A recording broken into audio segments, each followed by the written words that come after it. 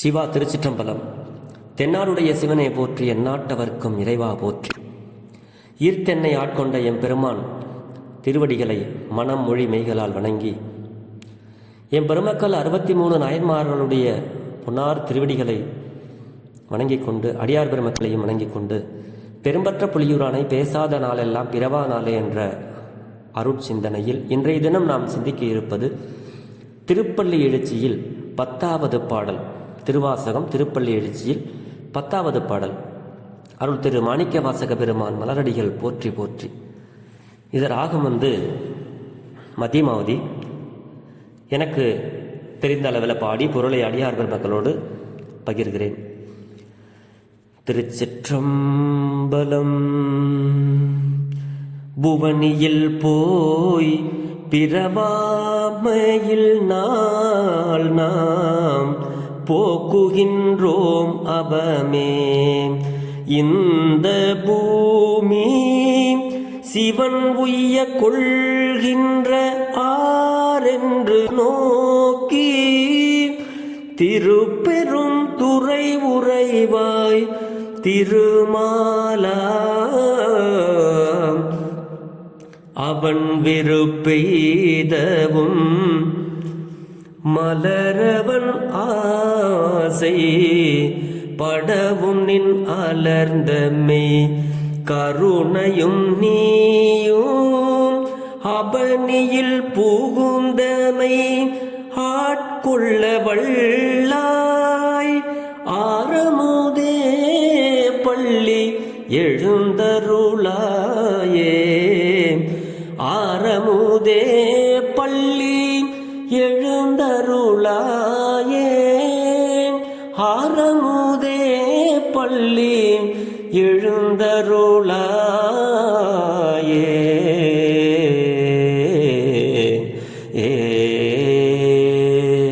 திருச்சிற்றம்பலம். இது ஒரு அற்புதமான பாடல்.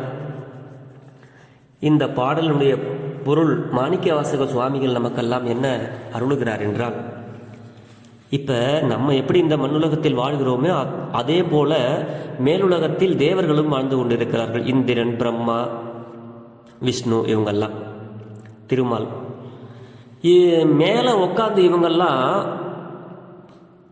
ஒரு கூட்டமாக விண்ணோர்கள் எல்லாம், பிரம்மா, விஷ்ணு, திருமால், இவங்க எல்லாமே தேவர்கள். இந்திரன், சந்திரன், அக்னி எல்லாம் தேவர்கள்லாம் மேலே மொத்தமாக உட்காந்து ஒரு சின்ன மீட்டிங் மாதிரி பேசுகிறாங்க. என்ன பேசிக்கிறாங்க தெரியுங்களா?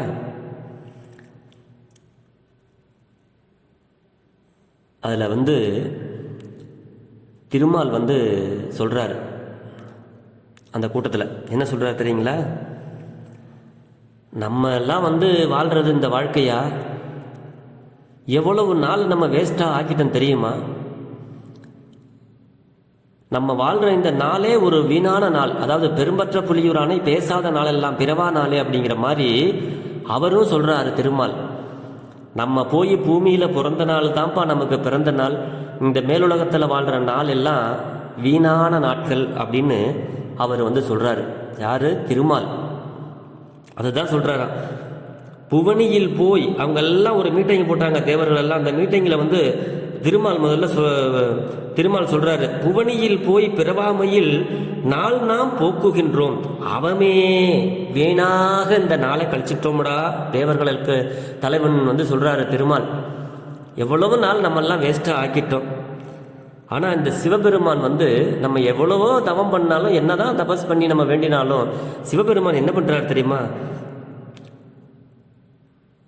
கீழே இந்த பூமி சிவன் உய்ய கொள்கின்ற ஆறு என்று நோக்கி, சிவபெருமான் நம்மளையெல்லாம் விட்டுவிட்டு எல்லாரும் உய்வு பெறக்கூடிய இடம் இந்த மண்ணுலகம்தான் அப்படின்னு அவர் நினைச்சு,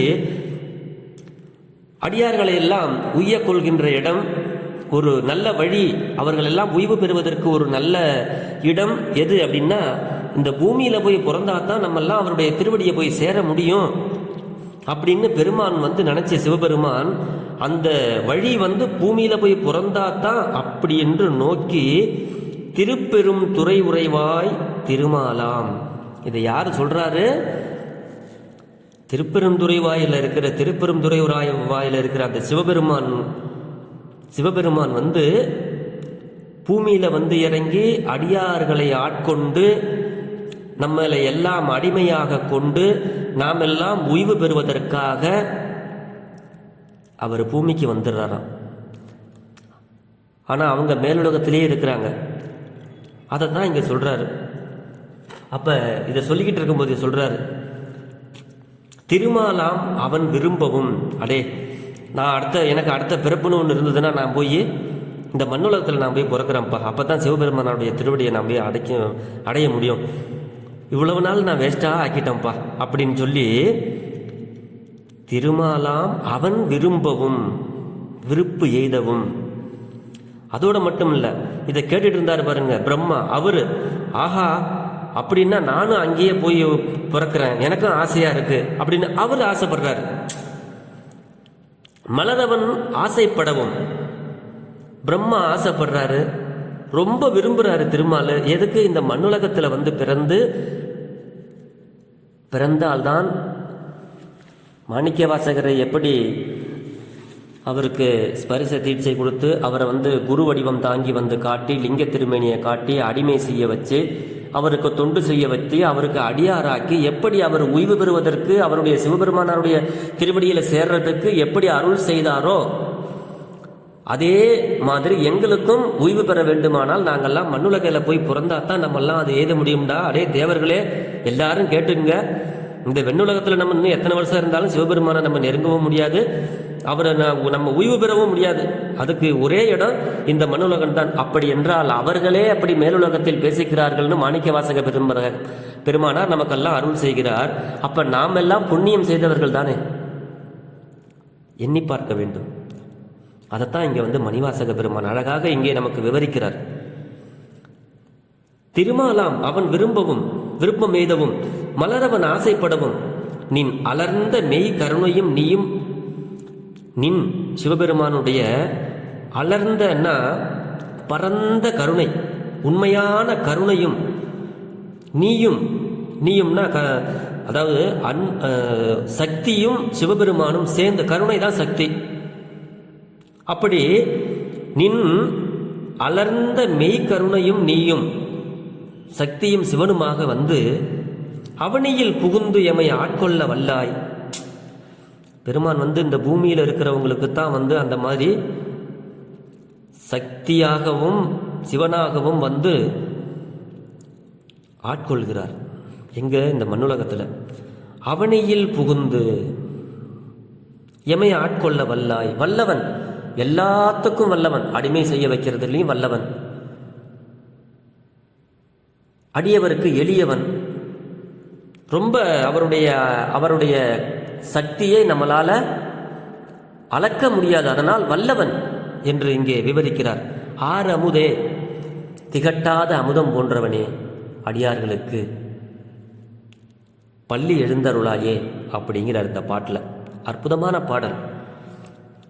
பாட்டு படிக்கும்போதே நம்மளுக்கு அழகாக புரிகிறது அல்லவா? இது எப்படி நம்ம யோசிக்கணும்னா, மேலே இருக்கிற தேவர்கள் வந்து பேசிக்கிறதா நமக்கு மாணிக்க வாசக பெருமான் சொல்றாரு. இந்த திருமால் சொல்றாராம், புவனியில் போய் பிறவாமையில் நாம் போக்குகின்றோமே. பூமியில போய் பிறந்தாதாண்டா நம்மளுக்கெல்லாம் ஓய்வு வரும். அதை விட்டுட்டு நம்ம இந்த தேவர்களா இத்தனை வருஷம் அவமே நாம் போக்குகின்றோம், அவமே வீணாக கழிச்சு விட்டோம்டா இவ்வளவு வருஷங்களை. ஆனால் ஓய்வு பெறுவதற்கு உண்டான இடம் எது தெரியுமா? இந்த பூமி சிவன் உய்ய கொள்கின்ற ஆறு என்று நோக்கி திருப்பெரும் துறை உறைவாய் திருமால் ஆசைப்படவும் மலரவன் விருப்பம் எய்தவும். ரெண்டு பேரும் ஆசைப்படுறாங்க, விரும்புறாங்க. ரெண்டு பேருமே ரொம்ப, திருமால் விரும்புறாரு, மலரவன் ஆசைப்படுறாரு. இப்ப தேவர்களுக்கு எல்லா உயிர்களையும் படைக்கிறவன் பிரம்மன், அவன் இந்த பூமியில பிறக்கிறதுக்கு ஆசைப்படுறாரு. எல்லாருக்கும் காக்கும் கடவுளாக இருக்கிறவர் திருமால் வந்து விரும்புகிறாரு. அவங்களுக்கெல்லாம் கிடைக்காத ஒரு பெயரை சிவபெருமான் நமக்கு மானுட பிறவியை கொடுத்து இங்கே நம்மளை எல்லாம் சிவனும் சக்தியுமாக அவரது கருணையோடு வந்து நம்மளை எல்லாம் ஆட்கொள்வதற்கு ஒரு வல்லவனாக இருக்கிறார். அப்படிப்பட்ட வல்லவனை நாம் எல்லாம் தொழுது பக்தியின் பாலராகி பரமனுக்கு ஆளாம் தம்மை, அதாவது அப்படி நம்மளை பக்தி செய்து பரமனுக்கு ஆளாக நம்ம அடியாராகி நம்ம தொண்டு செஞ்சோமையானா பெருமான் நமக்கு அவரே நம்மளை எல்லாம் ஆட்கொண்டு வல்லாளனாய் வனைப்பெய்து இருக்கும் வண்ணம் அப்படின்னு சொல்லுவார். அவர் வல்லாளனாக நம்மளெல்லாம் நமக்கெல்லாம் புது பொழிவு கொடுத்து புது வாழ்க்கையை கொடுத்து எல்லாம் நன்மையே செய்வார். சிவபெருமானாருடைய கருணையும் அவருடைய திருவடியும் நம்மை உய்வு பெற செய்யும், நமக்கு முத்திப்பேறு அளிக்கும், நமக்கு இன்பத்துக்கும் தேவையானதும் அடுத்த பிறப்புக்கு இம்மைக்கும் மறுமைக்கும் தேவையானதெல்லாம் நமக்கு அருள் செய்வார். அப்படிப்பட்ட எளிமையான நம்மளுடைய சிவபெருமான், அவருக்கு நாம் ஆளாகி அவருக்கு தொண்டு செய்து அவருடைய திருவடியை அடைவோம் என்று சொல்லி இந்த திருப்பலி எழுச்சி 10வது பாடலை எனக்கு தெரிந்த வரையில் பொருள் சொல்லி இருக்கிறேன். ஏது பிழை இருந்தாலும் பிழை பொறுக்கும் பெருமானின் அடியார்களாகிய நீங்கள் என் பிழையையும் பொறுத்தருள வேண்டும் என்று உங்களது பொன்னார் திருவடிகளை வேண்டிக் கொண்டு பெரும்பற்ற புலியூரானை பேசாத நாளெல்லாம் பிறவா நாளே என்ற அருட்சிந்தனையை நிறைவு செய்கிறேன். சிவா. திருச்சிற்றம்பலம். ஜெர்மனியிலிருந்து சிவபாலா. திருச்சிற்றம்பலம்.